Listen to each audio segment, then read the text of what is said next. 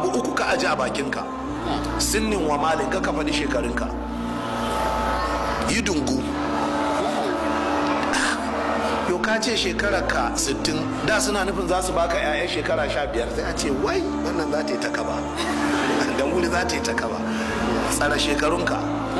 A to kai yaro ne dan karami, amma ka je ka samu wasu dattawa saboda kana da garin jiki ka shiga cikinsu sun karbe ka. Ranna ana magana sai ka ce ai ni ai zamanin murtala aka haife ni. Zamanin murtala 1976 kai da Allah kaga katon banza ka ku sake ganin ka a wurin. Kaga ashe da an ganka rushe shi. To zamanin murtala 1976 shekara nawa kenan?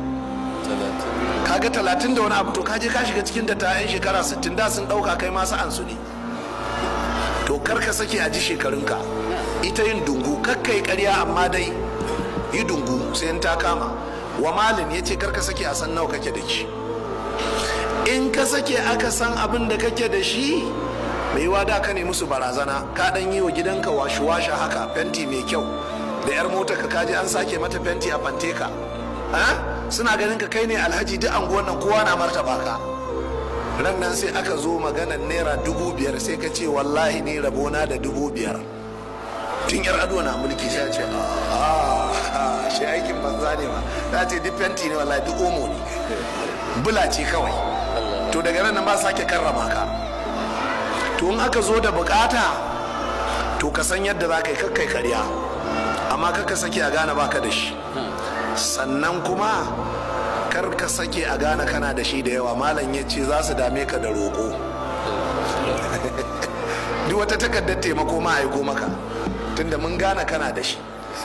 Sai ce wa mazhabi in aka zauna ra'ayi ko kar ka fara faɗin ra'ayinka.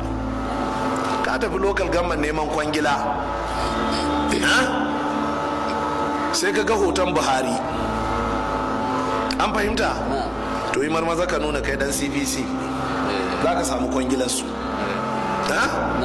Sai ka ga hoton Goodluck, to nuna PDP kake za su baka kwangila. To yanzu ba hoton kowa, kai kuma baka san ina suka fuskanta ba. To dake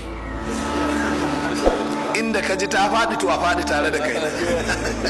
Shi ne ya ce wa mazhabin ra'ayinka kar ka sake a fara jin ra'ayinka, bari kowa ya faɗi nashi. To sannan mewa daga cikin nasu sai ka tsamo naka.